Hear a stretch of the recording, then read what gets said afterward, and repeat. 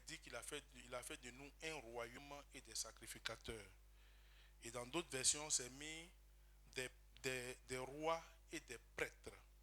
Donc on a vu qu'un roi, c'est un souverain chef d'un royaume qui accède au pouvoir par voie héréditaire. Et un prêtre ou un sacrificateur, c'est un ministre qui a reçu par celui qui a établi le sacrement et l'ordre et qui est en qui le reflet de son maître doit être vu. Son rôle est de rendre Jésus-Christ présent au milieu des hommes. Donc, quand la Bible parle de règne, et nous devons régner sur cette terre, c'est de faire en sorte que Jésus-Christ soit vu au travers de nous et que le royaume de Dieu soit établi sur cette terre. L'objectif, c'est de gagner plusieurs âmes, sauver plusieurs âmes pour le royaume de Dieu, le paradis, la félicité, la nouvelle Jérusalem qui nous attend. Notre lieu de résidence éternelle n'est pas sur la terre. Donc le royaume de Dieu doit s'élargir. D'où la prière, la formule de prière que Jésus-Christ donne à ses disciples en disant: si vous voulez prier, dites: notre Père qui est dans les cieux, que ton nom soit sanctifié, que ton règne vienne. Le règne de Dieu vienne sur la terre, afin que plusieurs de nos bien-aimés qui sont encore dans la perdition soient sauvés. Frères et sœurs, c'est notre mission. C'est pour cela que Dieu nous a établis comme des sacrificateurs. Dans l'ancienne alliance, nous avons parlé des Lévites. La tribu de Lévi, cette tribu-là, pour en faire des sacrificateurs. Nous tous, autant que nous sommes, Dieu nous mandate, Dieu nous envoie par tout le monde pour proclamer l'évangile. Et en Matthieu 28, à partir du verset 15 et suivant, nous voyons que sur l'une des montagnes de Galilée, il a donné ce mandat, il a dit: allez. Allez par tout le monde annoncer la bonne nouvelle. Et faites de ce monde mes disciples. Voyez? Et il a repris, le livre de Marc reprend encore à son chapitre 16 les mêmes choses. Donc nous avons mandat de proclamer l'évangile. Par nous, Christ doit être vu sur cette terre. Par nous, Christ doit être vu dans les maisons, dans les foyers, dans les contrées les plus reculées. C'est pour ça que je veux encore t'encourager. Toi qui te dis chrétien, tu dois comprendre que tu as un mandat. Ton mandat qui te donne de régner sur cette terre, c'est que Christ soit vu au travers de ta personne. Tu ne dois pas être un chrétien juste pour toi seul. Tu ne dois pas être un chrétien pour seule ta personne ou ta famille. Au-delà de ta personne, au-delà de ta famille, nous devons faire régner la gloire de Dieu sur cette terre. Et frères et sœurs, malheureusement, beaucoup de chrétiens n'ont pas encore compris pourquoi sont-ils devenus chrétiens. Malheureusement, beaucoup de chrétiens, beaucoup de personnes, j'allais dire, se font appeler abusivement chrétiens, mais qui ne manifestent pas la vie chrétienne. En eux, on ne voit pas. En elles, j'allais dire, en ces personnes, on ne voit pas Christ. Nous devons tous refléter Christ. Il a fait de nous un royaume. Il a fait de nous des sacrificateurs pour notre Dieu. Et nous devons régner sur la terre, frère. Nous devons régner. Le règne de Dieu doit être manifeste par notre manière de vivre notre vie chrétienne et par la proclamation de l'évangile. Nous avons devoir et mandat d'aller vider le monde des ténèbres. Le maximum d'hommes que nous devons sortir des ténèbres. C'est ça notre mission. Et c'est à ça que Dieu nous appelle. Malheureusement, que faisons-nous? Nous nous contentons de notre titre de chrétien et nous nous asseyons chez nous sans rien faire. Alors que Dieu attend beaucoup, oui, beaucoup de nous. Alors, bien-aimés, frères et sœurs, Plusieurs viennent dans nos églises dans le but d'avoir une bénédiction. C'est bon. Ce n'est pas une mauvaise chose d'être béni. Parce que tout homme a besoin d'être béni pour avoir les moyens en vue d'exercer le sacerdoce auquel Dieu nous appelle. Mais je viens te dire que une bénédiction ne peut te garantir l'approbation de Dieu pour ton salut. Une bénédiction ne peut te garantir ton salut. Une bénédiction ne te garantit pas l'approbation de Dieu. Tu peux être béni sans être approuvé par Dieu. Lisons donc Apocalypse chapitre 3, verset 17.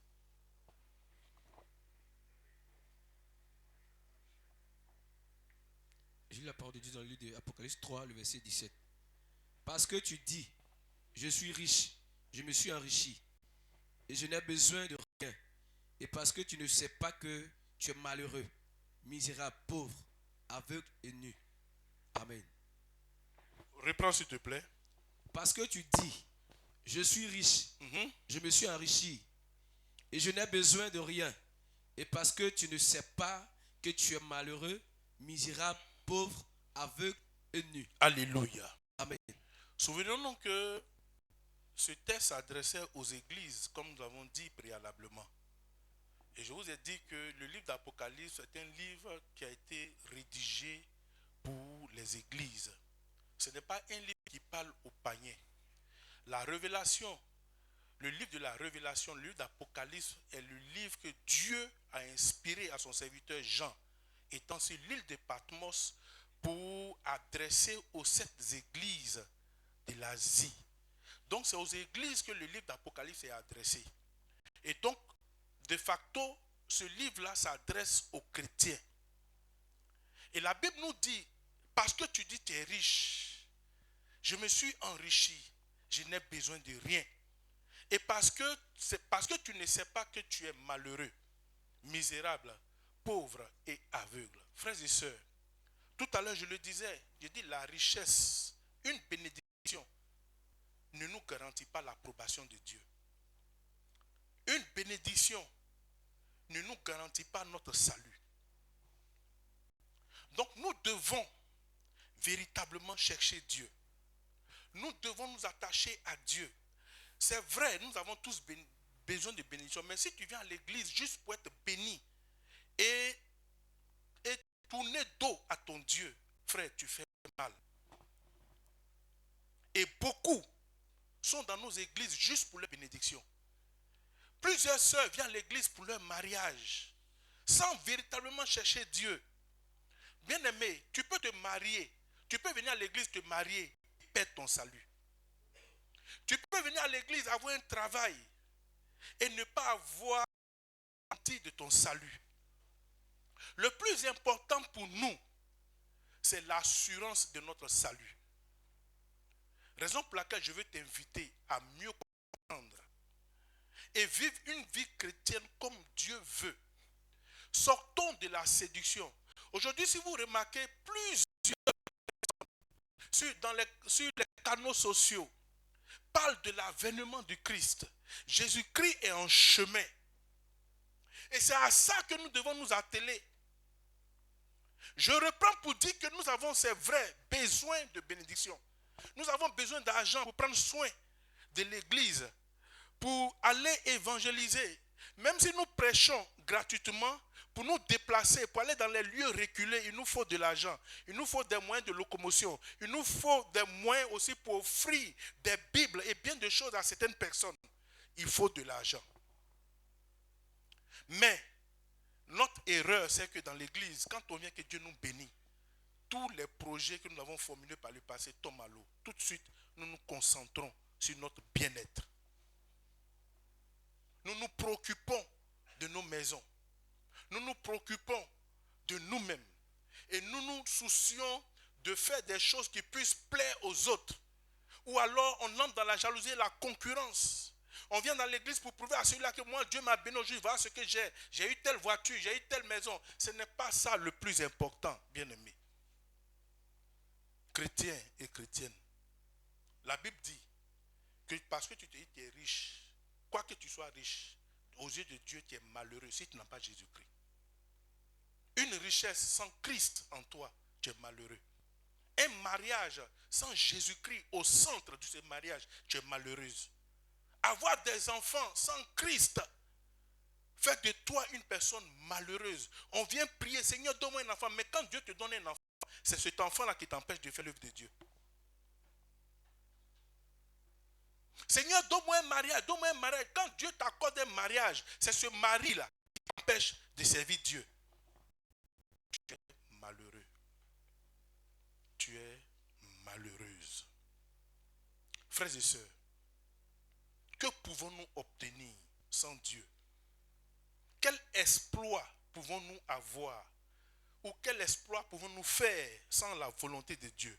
En un mot, que sommes-nous sans Dieu? En quoi es-tu un sacrificateur? En quoi es-tu un prêtre? En quoi assumes-tu ton sacerdoce? Dans le sacerdoce, il y a le service et le sacrifice. Où est le sacrifice que tu fais? On est plus préoccupé par les choses de ce monde. On aime bien nos familles que Dieu. Entre Dieu et nos familles, entre l'œuvre de Dieu et nos maisons, on choisit nos maisons. Et on abandonne l'œuvre de Dieu. Pourtant, Dieu a dit qu'il a fait de nous des sacrificateurs et un royaume. Où est le point de contact du royaume de Dieu entre le ciel et la terre? C'est nous. C'est nous qui devons établir ce point de contact. Parce qu'au travers de nous, Jésus-Christ doit être vu. Mais que fais-tu? Depuis que tu es chrétienne, combien de fois es-tu sorti de confort pour annoncer l'évangile? Combien de fois t'es-tu scié des âmes? Même souvent dans ta maison, tes frères et sœurs meurent dans leur ignorance, dans les ténèbres. Et toi, tu n'as que Christ pour toi seul. Non, frère. Lisons Jean chapitre 15, verset 6, 5 à 6. Jean chapitre 15, verset 5 à 6. Jean 15, le verset 5 à 6. Je suis le cep. Je suis le cep. Vous êtes les sarments. Oui. Celui qui demeure en moi et en qui je demeure porte beaucoup de fruits. Car sans moi, vous ne pouvez rien faire. Le verset 6. Si quelqu'un ne demeure pas en moi, il est jeté dehors, comme le sarment, et il sèche. Puis on ramasse les sarments, on les jette au feu et ils brûlent. Alléluia. Amen. Mon frère, ma soeur, le texte, il est clair. Jésus dit qu'il est le sceptre et nous sommes les sarments. Celui qui demeure en lui et en qui il demeure portera beaucoup de fruits. Frère, déjà, le premier signe que tu dois comprendre, si tu n'es pas en mesure de porter beaucoup de fruits, Jésus-Christ ne demeure pas en toi. Si tu n'es pas en mesure de te lever et proclamer l'évangile, Jésus-Christ n'est pas en toi. Parce que tu ne portes pas de fruits. Tu ne te multiplies pas. Tu es stérile. Souvenez-vous de cet arbre que Christ a maudit. Pourquoi? Parce qu'il n'avait pas de fruits, n'est-ce pas? Il a maudit le figuier.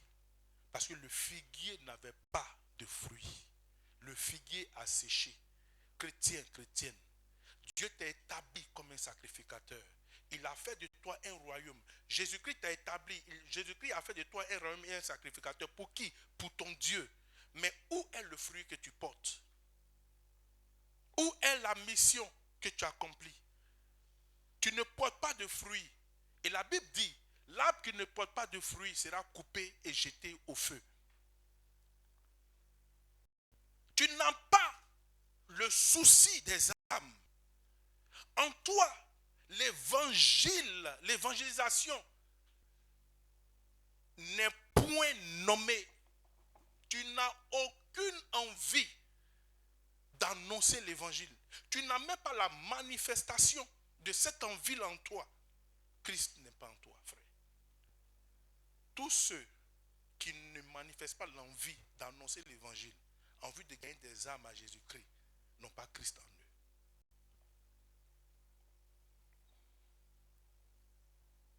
Tu es chrétien, mais tu ne transportes pas Christ en toi.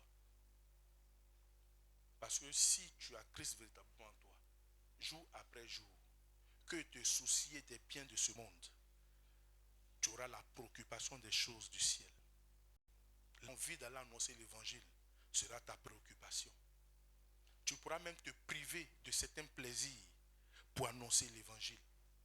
La dernière fois, j'ai vu sur les réseaux sociaux une femme aveugle qui annonçait l'évangile. Et je crois que certaines personnes l'ont vu, n'est-ce pas? Aveugle, elle annonce l'évangile. Et toi, tu as tes yeux, tu vois bien. Tu ne fais rien. Tu ne fais rien. Mais c'est toi qui as les plus longues prières de tous les temps. Avec un chapelet de requêtes, rien que pour toi, égoïste. Tu es égocentrique. En quoi es-tu un sacrificateur? En quoi? L'évangile n'a pas été seulement suscité pour les pasteurs. Nous tous, nous sommes disciples. Il a dit de faire du monde ses disciples. Donc toi aussi qui es un disciple, tu as mandat d'aller annoncer l'évangile. Mais que fais-tu? Depuis que tu es chrétienne, une seule âme tu n'as pas gagné. C'est une honte. Et tu attends que Dieu t'élève. Tu es riche sans Dieu, tu es malheureux. C'est ce qu'Apocalypse nous a dit, n'est-ce pas? Tu es riche, tu as tes voitures, tu as tes maisons, tu as tes milliers en compte. Tu n'as pas Christ en toi, tu es malheureux, tu es nu.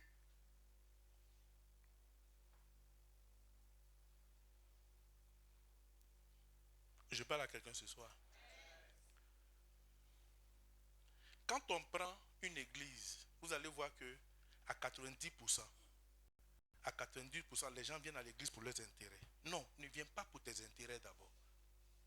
La Bible dit, cherchez premièrement le royaume des cieux et sa justice. Et après, tout vous sera donné par-dessus. Donc, cherche d'abord le royaume. Cherche la manifestation du royaume sur terre en tant que sacrificateur pour ton Dieu. Mais on se préoccupe, mon enfant, ma maman, mon papa, regardez ce que Dieu a vous dit tout à l'heure. Non, c'est-à-dire que... Et puis tu es là, tu te plais dedans. Dites-moi, quand, par exemple, on te dit que tu donnes en évangélisation et on t'annonce sur le champ que ton papa est malade, il est conduit à l'hôpital. Toi, tu laisses l'évangélisation, tu vas t'asseoir au chevet de ton papa. Tu peux faire quoi? Qu'est-ce que tu peux faire? Que peux-tu faire? Rien. Si ce n'est que t'asseoir et on ne va même pas te donner même accès à la salle. Les médecins vont te dire d'attendre dehors. Tu seras dehors. Attendant que les médecins te donnent une nouvelle. Non. Qu'est-ce que tu peux faire? Tu n'es pas médecin non plus. Même si tu étais médecin, la vie de ton père ne dépend pas de ce que tu as appris à l'université. Les médecins auront à faire ce qu'ils ont à faire. Mais celui-là qui a le dernier mot, c'est bien la personne de Jésus. Le souffle de vie qu'un homme peut avoir dépend de lui. Et on va mieux comprendre.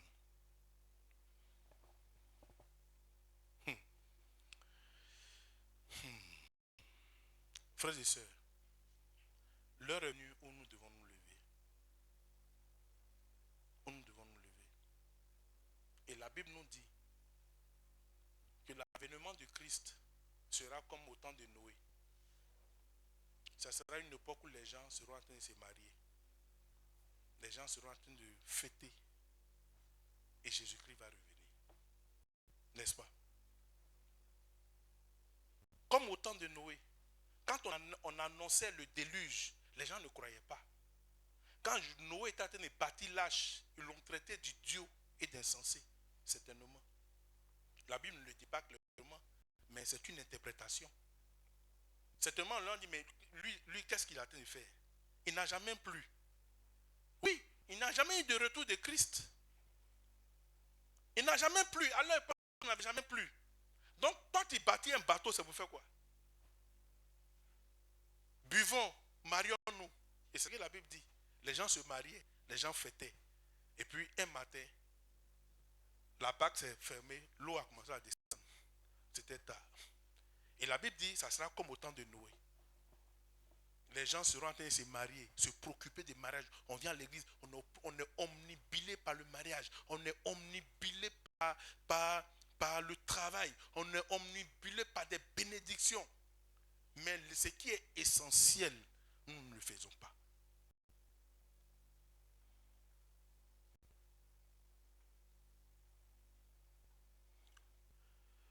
Regardez ce que la Bible dit. Dieu a fait de nous de peu inférieurs à lui. Il nous a couronnés de gloire et de magnificence. Il nous a donné la domination. Il a tout mis sur nos pieds. Ça, c'est ce que Psaume, chapitre 8, verset 5 à 7 nous dit.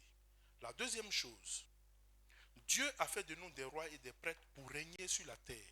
Selon Apocalypse, chapitre 5, verset 10. Alors, je vais te poser une question. Pourquoi ne manifestes-tu pas le règne de Dieu sur cette terre? Pourquoi ne manifestes-tu pas le règne de Dieu sur cette terre? Première question. Deuxième question. Ne voit-on pas Dieu au travers de ta personne? Alors que Dieu dit dans sa parole qu'il nous a fait de peu inférieurs à lui. Donc si nous regardons dans l'organigramme de Dieu, après Dieu, la Trinité, là, Dieu le Père, le Fils et le Saint-Esprit regroupés en Elohim, là, c'est nous.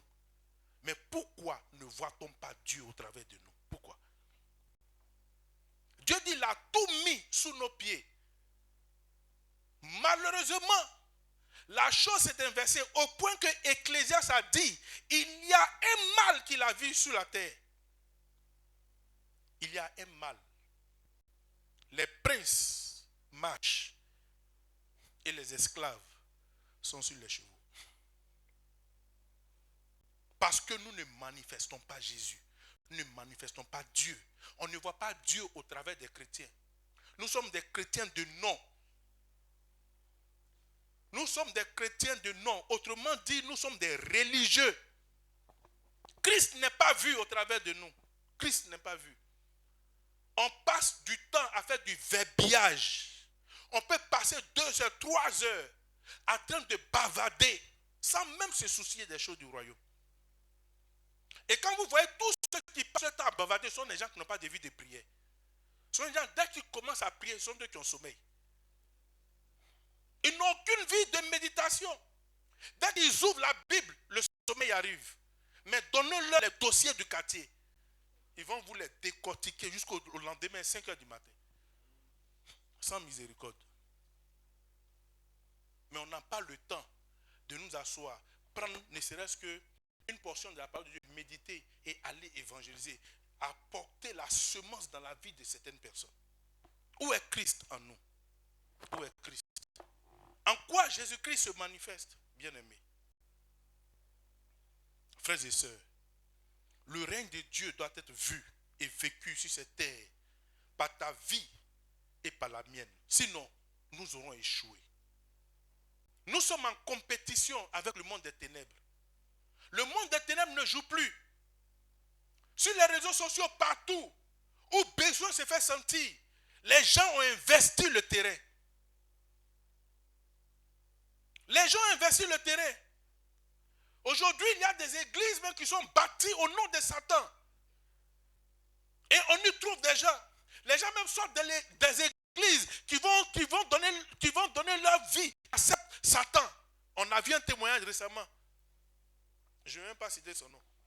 Vous savez de qui je parle. Quelqu'un qui dit qu'il a été pasteur et Dieu n'a rien fait pour lui. Frère, David a dit, J'ai été enfant, j'ai grandi, j'ai vieilli même, j'ajoute. Je n'ai jamais vu le juste mendier son pain. Mais toi, tu as été pasteur et tu dis Dieu n'a rien fait pour toi.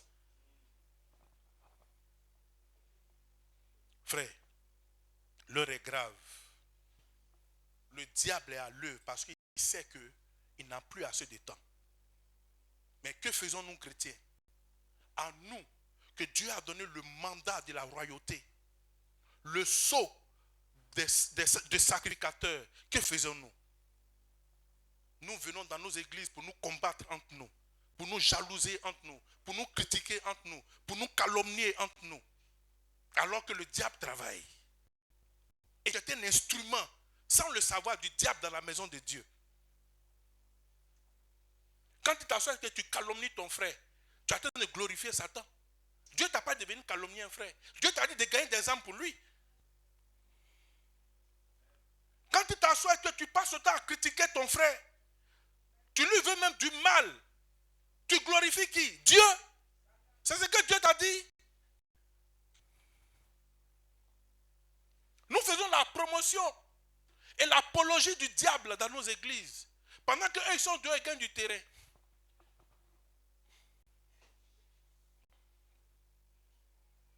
Bien-aimés, le temps est venu où chrétiens que nous sommes, nous devons prendre conscience. Arrêtons de courir après les bénédictions de cette terre. Dieu bénit qui il veut, comme il veut et quand il veut.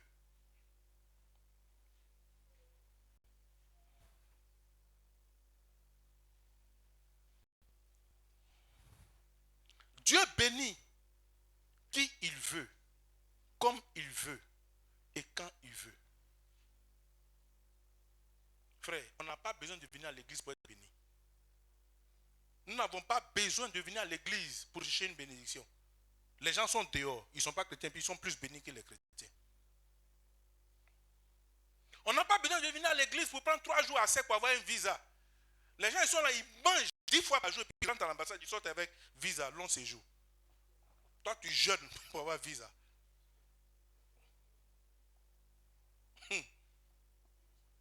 Alors que tu as l'autorité en toi. Les gens ne jeûnent pas. Ils entrent à l'ambassade, ils sortent. Ils ont le visa. Ce sont eux qui font des allées et venues. Mais nous, pour des choses futiles, où on a besoin juste de déclarer seulement, on va aller s'enfermer.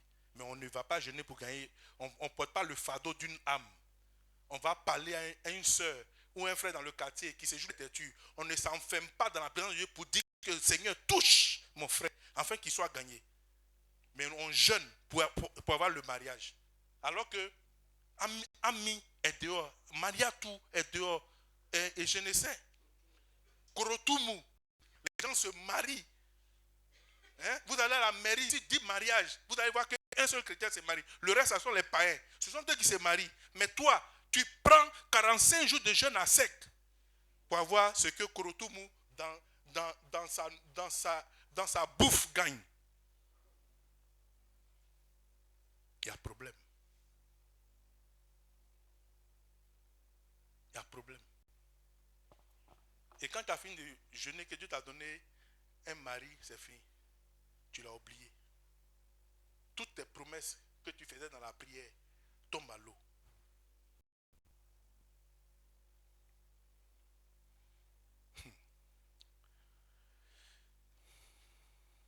Frère, que chacun de nous se remette en cause et qu'il réalise que sa raison de ne pas servir Dieu n'est pas une raison aux yeux de Dieu. Il n'y a aucune raison qui soit une raison aux yeux de Dieu de ne pas le servir. Quelle que soit ta raison, devant Dieu, ce n'est pas une raison. Jésus-Christ avait des raisons de fuir le jardin de Gethsémani. N'est-ce pas? Quand les soldats venaient, ils savaient qu'ils devaient le chercher. Même avant qu'ils aillent, il avait annoncé déjà qu'aujourd'hui, le Fils de l'homme serait arrêté. Donc, dans le jardin de Gethsémani, au moment où Pierre, Jacques et Jean dormaient, lui pouvait fuir. Mais il est resté. Jésus-Christ avait des raisons de se justifier devant Pilate. Quand Pilate a dit, dis seulement quelque chose. Je ne vois pas en toi une faute. Dis seulement une parole pour que tu sois libéré. Jésus-Christ a gardé le silence. Il avait des raisons de fuir. Il savait qu'il devait être arrêté. Il pouvait fuir. Mais il a décidé de mourir pour que toi tu sois sauvé. Aujourd'hui, toi tu veux trouver une raison pour justifier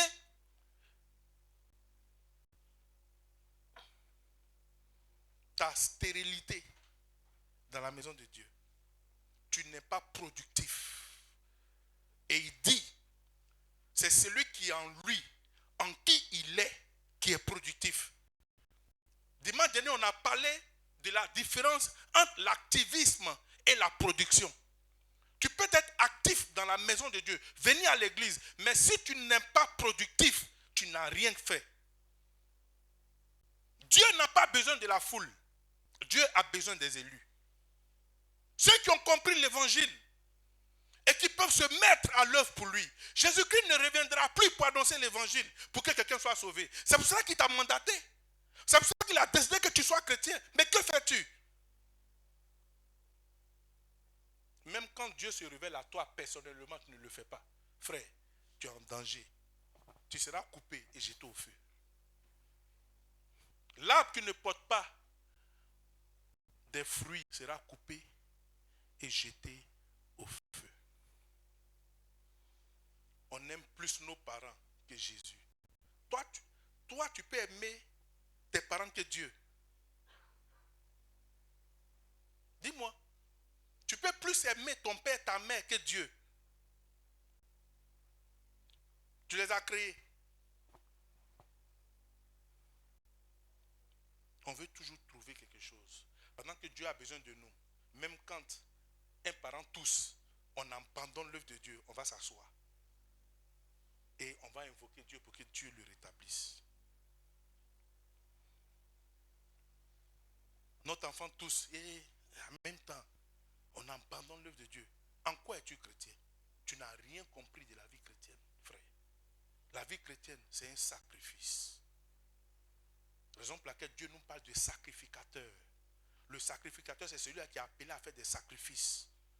À celui-là qui sait faire le choix entre Dieu et les choses de ce monde. À celui-là qui peut dire à son Père que je vais servir mon Dieu.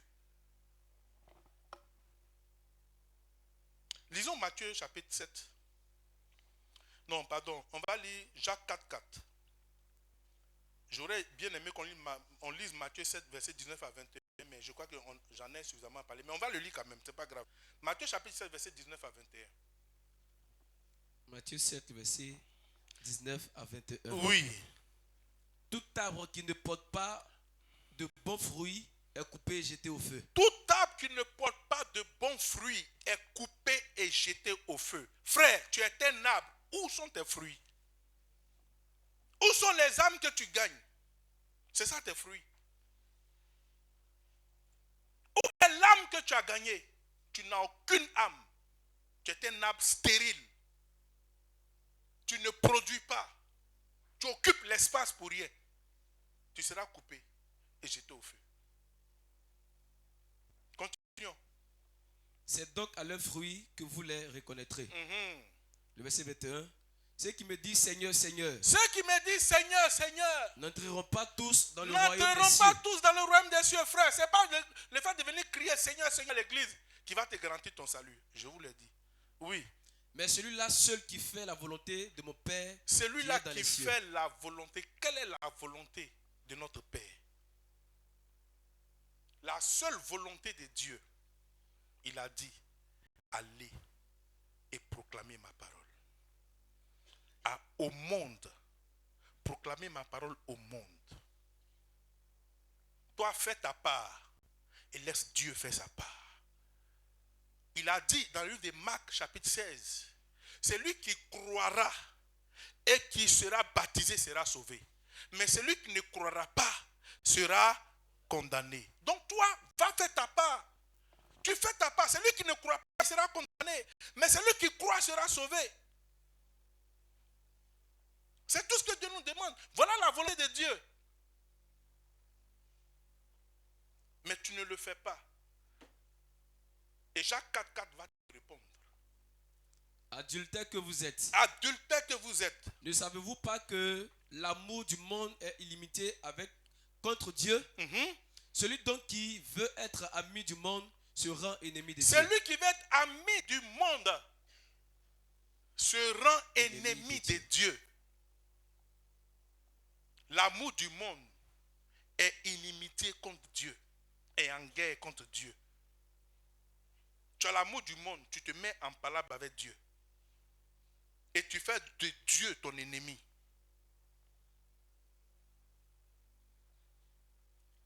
Est-ce que Dieu parle à quelqu'un ce soir? Amen. Si Dieu te parle, donne-moi un bon amen.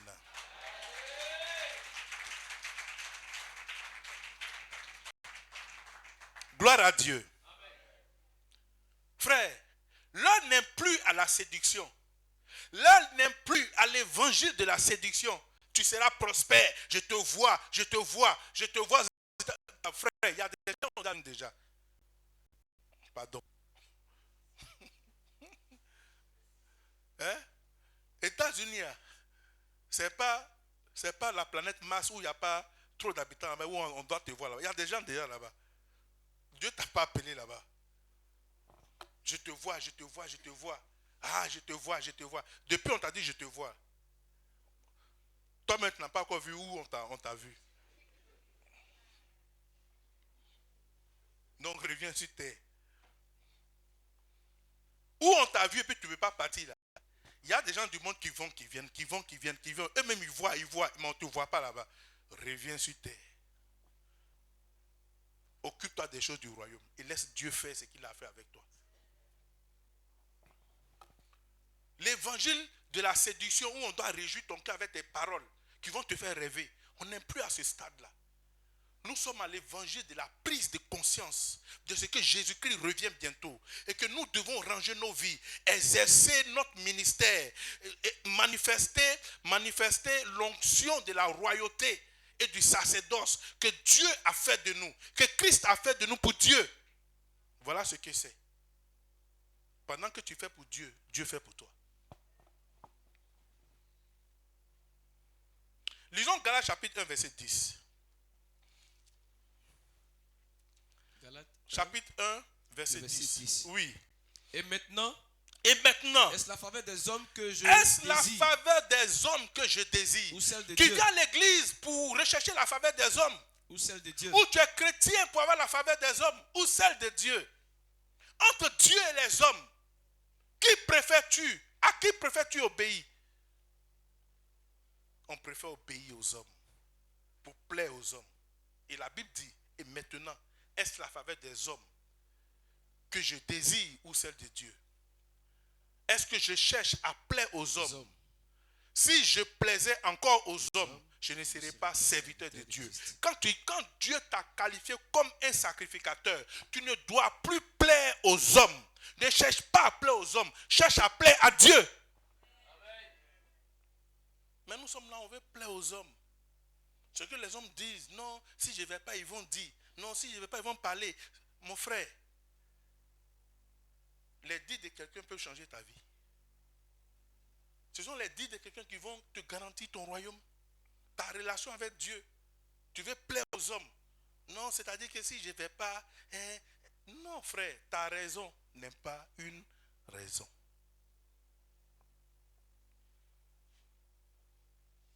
Non, on doit l'enterrer. Funérailles, s'il ne va pas, c'est pas bon. Jésus dit, laissez les morts enterrer les morts. Quand Jésus dit laissez les morts enterrer les morts, ce ne sont pas des gens qui sont enterrés qui vont se lever pour enterrer. Ceux qui sont morts pour le monde, c'est-à-dire que les païens, laissez-les enterrer les morts. Toi, viens t'occuper des vivants, ceux qui doivent vivre dans le ciel.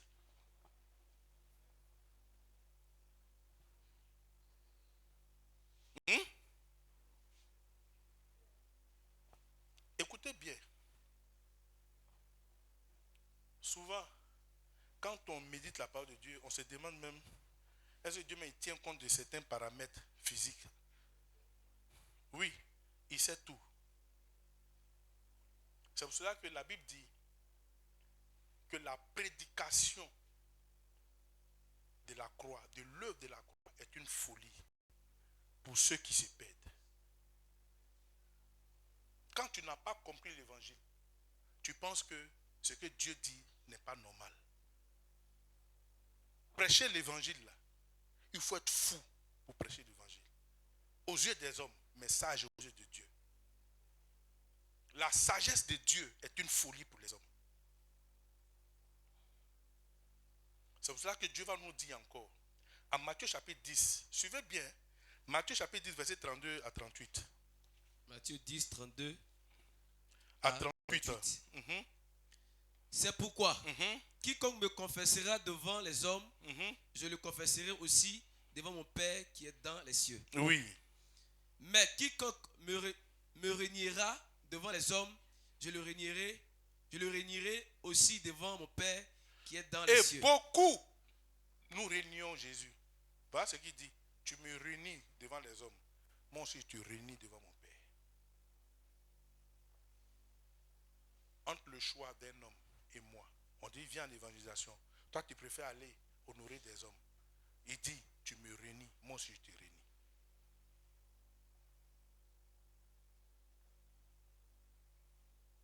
Tu ne t'occupes pas des choses du royaume. Tu me réunis. Moi aussi, je te réunis. À un moment donné, il faut que ça s'arrête. Il faut qu'on manifeste notre position chrétienne. Je ne dis pas que aller soutenir un parent est une mauvaise chose. Mais quand il y a urgence pour l'œuvre de Dieu, choisis toujours l'œuvre de Dieu. Après que les gens disent ce qu'ils ont envie de dire, ils ne pourront pas te garantir le salut.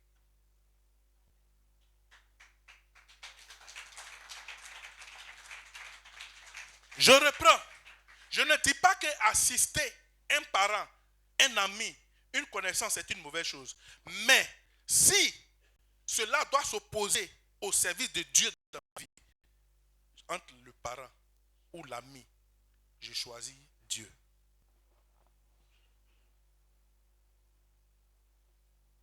Ça va sembler difficile. On dira même que, est-ce qu'il réfléchit? Mais à qui cherches-tu à plaire? On l'a lu dans le livre de Galates, à Dieu ou aux hommes. Un homme, quelle que soit sa puissance, ne pourra rien faire pour toi.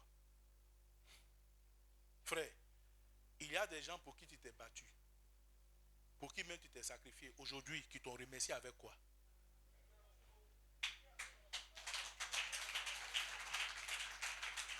Comment t'ont-ils remercié? Il y a des gens pour qui tu t'es sacrifié, tu t'es privé de certaines choses. Aujourd'hui, comment t'ont-ils remercié?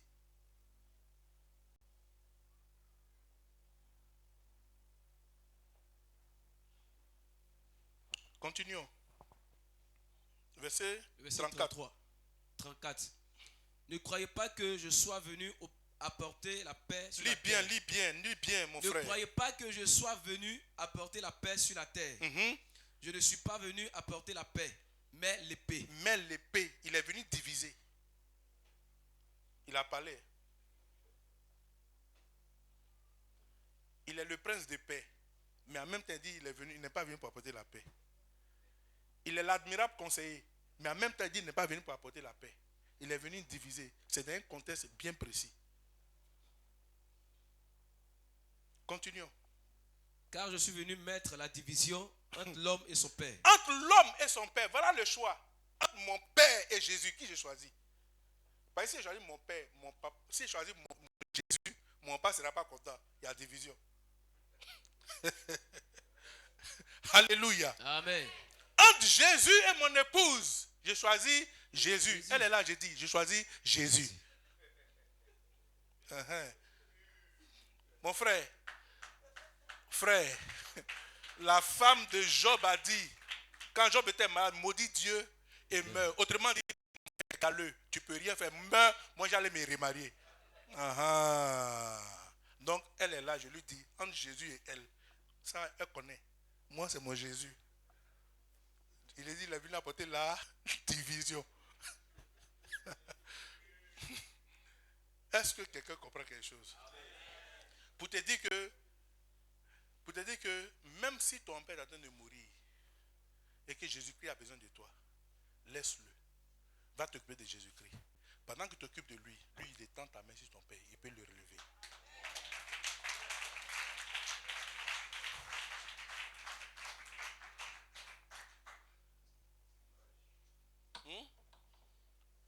C'est pour cela que sur Jésus, si tu veux sur Jésus, il faut être fou. On ne doit pas te comprendre. Si tu es chrétien qu'on te comprend, c'est que tu n'es pas encore chrétien. Quand tu es chrétien, on ne doit pas te comprendre. Il y a des choses que tu fais, les gens me disent, celui-là, elle est normale. Mais tant que tu rentres dans le plan de Dieu, tu avances. C'est demain, ils comprendront. Ou alors, quand vous allez vous retrouver au ciel, qu'ils seront en train de prendre la route de l'enfer, ils comprendront. Dans tous les cas, tôt ou tard, ils comprendront. Que ce soit sur la terre ou dans le ciel, ils comprendront. Continuons. Reprends bien. Car je suis venu mettre la Note ça, va bien lire. Il faut bien lire. C'est qu'à t'aider. Toi qui, oui ou non, en même temps, tu laisses l'œuvre de Dieu. Oui ou non, en même temps, tu cours. Voilà ce que Dieu dit. Aujourd'hui, Dieu t'a mis ici, c'est pour que tu entendes la parole. C'est pour toi. C'est pour toi. Écoute ça bien. Souvent, même, j'ai envie de dire que c'est à cause de vous-même, vos parents meurent. Parce que quand vous laissez l'œuvre de Dieu parler, Dieu même se fâche. Et puis, ce pourquoi vous êtes parti, il gâte tout.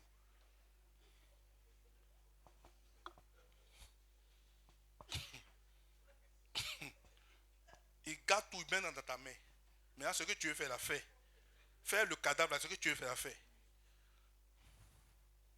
Continuons. Car je suis venu mettre la division entre l'homme et son père, entre la fille et sa mère. Entre la fille et sa mère, oui. Entre la belle-fille et sa belle-mère.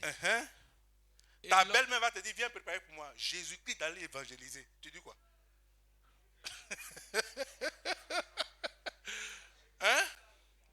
Tu dis quoi? La belle-mère dit, ma fille, prépare pour moi. Et puis tu attends l'esprit de Dieu dit, va annoncer l'évangile. Il y a une âme que tu dois gagner. Et tu te lèves et dis, maman, excuse-moi, mais il va à l'évangélisation. Le cœur de la belle-mère est gâté. Elle attend son fils. Ta femme là, elle m'a laissé faire. On dit, elle n'est pas prête pour moi. Elle dit, ça annoncer l'évangile. Dieu a mis la division. Maintenant, la question qu'il doit te poser, entre Dieu et ma belle-mère, à qui je dois plaire? Le plus important pour moi, c'est l'amour de mon Dieu. Pour ma vie. C'est ça l'essentiel. Belle-mère, tu ne peux rien faire pour moi. Si aujourd'hui Dieu est en train de me châtier, toi, tu vas fuir. Au contraire, tu vas me maudire. Donc il dit, il avait mettre une séparation entre la belle-fille et la belle-mère. C'est à tous les niveaux. Continuons. Et l'homme aura pour ennemi les gens de sa maison. L'homme aura pour ennemi les gens de sa maison. À cause de ta foi chrétienne, les gens ne te comprendront pas. Ils ne te comprendront pas, frère. Ils ne te comprendront pas. Les gens de ta maison ne te comprendront pas. Quand tu seras en train de prendre des décisions pour la cause de Jésus-Christ, ils ne te comprendront pas. Ils seront ton ennemi.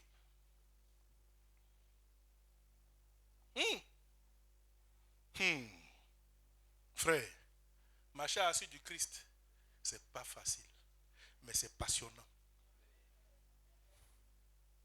C'est une passion. Il faut être fou de Jésus-Christ. Je me pose la question de savoir, est-ce que les gens ont compris Christ comme nous avons compris Jésus? Au point que même rater un rendez-vous du Seigneur fait mal. Rater un rendez-vous de Dieu est impossible pour nous. Mais il y en a, rater un rendez-vous, oh, ça c'est rien, c'est normal. Mais rater un rendez-vous avec un gars dans un restaurant,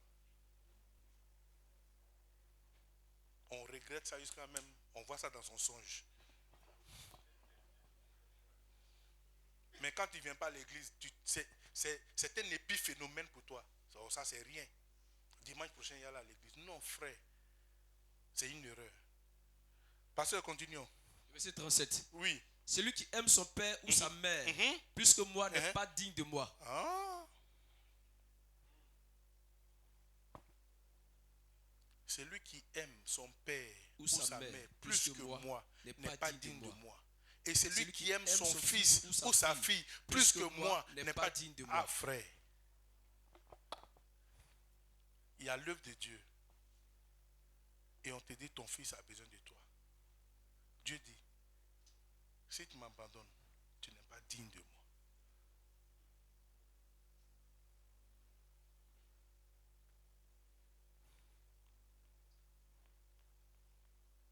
Ta femme est à la maison. Elle a la fièvre. Elle a la fièvre. Elle grelotte. Et puis tu entends, Dieu te dit, lève-toi. Va en évangélisation. Ta propre épouse. Va. Que vas-tu faire? Vas-tu l'abandonner pour aller servir Dieu ou vas-tu t'occuper d'elle? L'équation est simple. Je prends mon téléphone, j'appelle sa soeur. Viens t'occuper de ta soeur. J'ai laissé l'argent, envoie-la à l'hôpital. Moi, il m'a servir Dieu. Après, qu'elle se fâche, Seigneur, occupe-toi d'elle.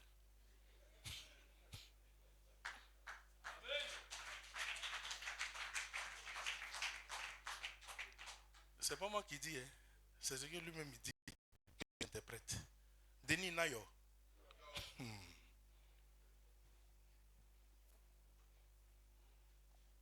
Frère, tu ne peux pas comprendre Dieu si tu ne l'aimes pas.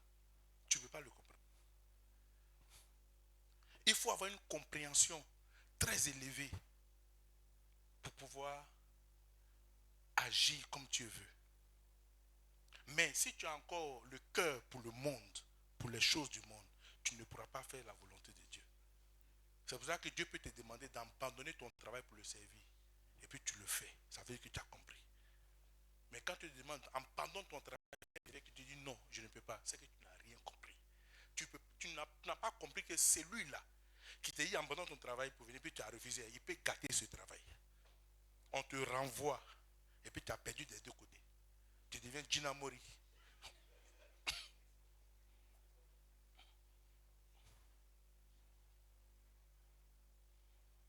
Capito. Pasteur, on a fini? Reprends le verset 37.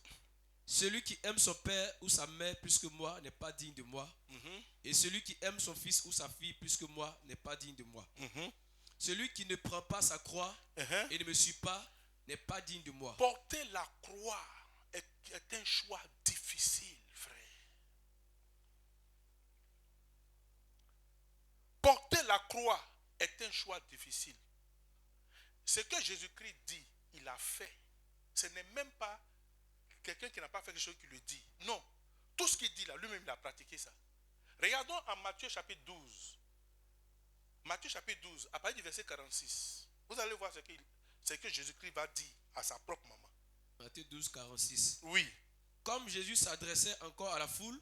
Comme Jésus s'adressait encore à la foule. Voici qui? Sa mère et ses frères. Attends, voici qui? Qui? Sa mère. Sa mère. Et ses frères. Et ses frères. Ça, c'est frère, c'est pas cousin, c'est propre frère. Il y a des gens qui essaient de maquiller un peu pour dire non, ça c'est cousin. Dans la Bible, il y a cousin. On va dire Marie n'a pas eu enfant. Marie a eu enfant. Vérité. Donc il faut qu'on soit clair. Allons-y, continuons. Sa mère et ses frères. Donc elle s'est mariée à Joseph là. Elle est allée pour décorer la maison. Ou bien Joseph il était chose. Point mort. Allons-y.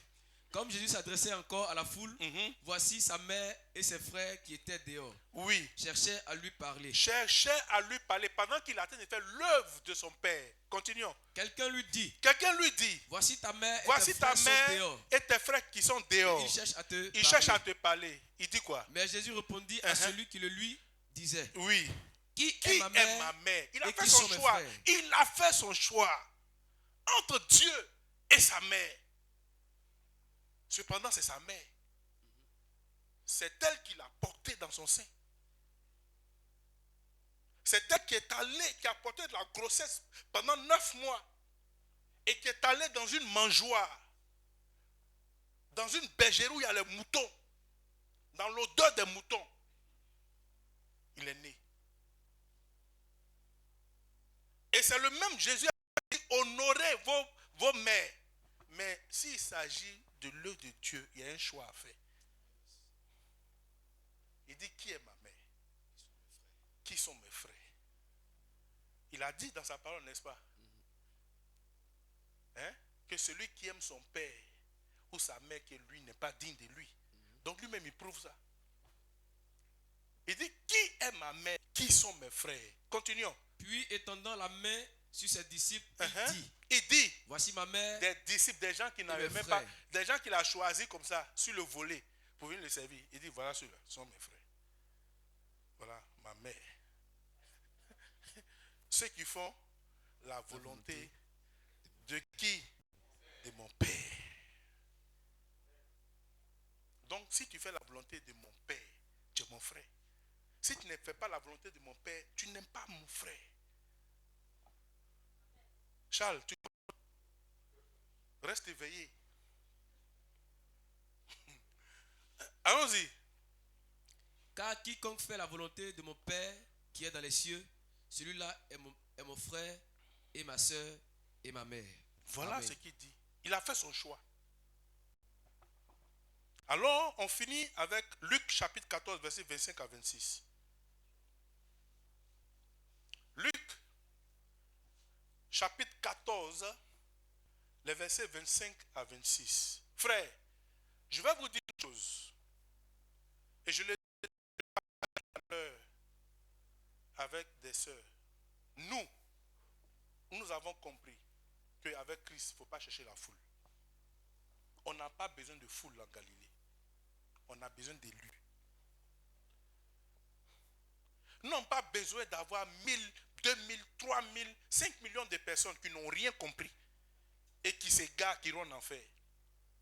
Je préfère qu'on soit 10, 20, 30, 40 qui avons compris l'évangile, qui servons Dieu avec notre cœur et que tous nous allions au ciel que d'être 2000. Dans les 2000, même le pasteur même n'est pas sûr de gagner le ciel. C'est dangereux. Donc on n'a pas besoin de la foule. On a besoin des gens qui ont compris l'évangile, qui doivent servir Dieu avec leur cœur. C'est d'eux qu'on a besoin. Et c'est à partir de nous, les élus, que nous pourrons avoir d'autres élus. Tant que nous servons Dieu avec notre cœur, ceux qui viendront s'aligneront. Ils serviront Dieu comme nous servons Dieu.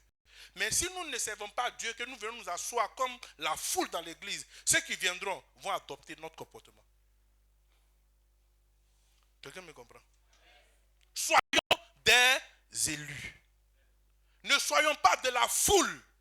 C'est la foule qui s'inquiète des choses du monde. Comme le jeune homme riche à qui Jésus-Christ a dit, va, vends tes biens, partage-le aux pauvres et suis-moi. Il a été triste. Pourtant, quand on lui parlait des commandements, il dit, lui, il respecte tous les commandements. On dit, bon, il te reste une dernière chose à faire. Va vendre tous tes biens, tu les vends. Partage le bien, ce que tu auras reçu aux pauvres et viens sur moi. Il s'est attristé un coup. Ça, c'est un homme de la foule. Pourtant, il a dit à Jésus-Christ, bon maître. De qui es-tu? De la foule ou des élus? Dans quel cas? Je te laisse avec la question. Ne me réponds pas. Toi-même, une chose est sûre, tu ne peux pas te mentir à toi-même. Continuons. Luc 14, 25 à 26. De grandes foules faisaient route avec Jésus. De grandes foules faisaient route avec qui? Jésus. Avec Jésus. Vous voyez? De grandes foules.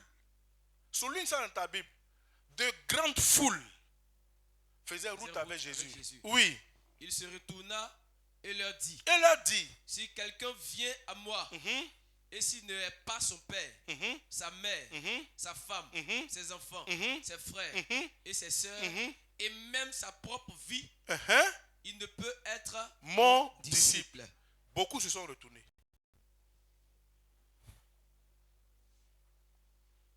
Frère, c'est la foule qui attend la multiplication de paix. 5000 hommes, sans compter les femmes et les enfants. Quand ils ont fini de manger, ils étaient rassasiés, chacun est rentré chez lui. La foule recherche la bénédiction du bas-ventre. Il faut qu'on ait le ventre ballonné.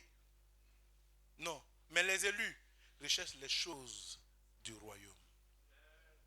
Pierre a vu les bacs remplis de poissons. Il a laissé tomber, ça ne l'intéresse pas. Si c'était toi, tu allais aller vendre. Oubliant que l'argent allait finir. Maintenant, Jésus ne sera plus là pour te donner encore du poisson. Frère, Pierre a abandonné les bacs. Il a suivi Jésus.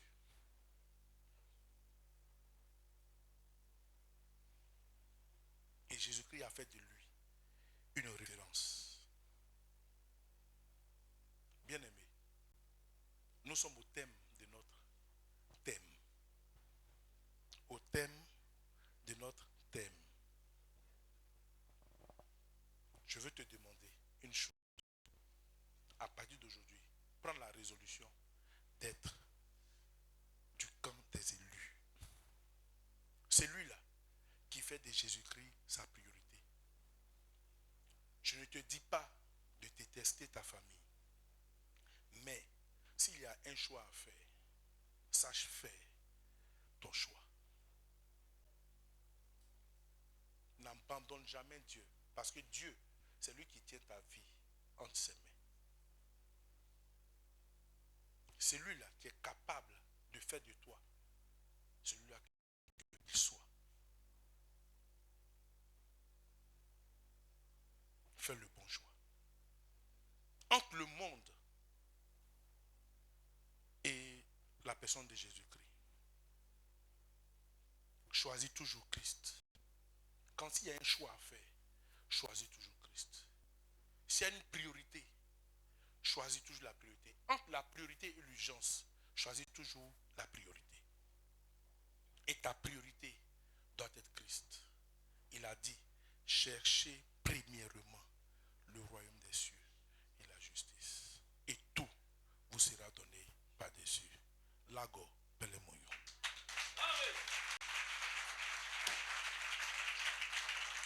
Alléluia!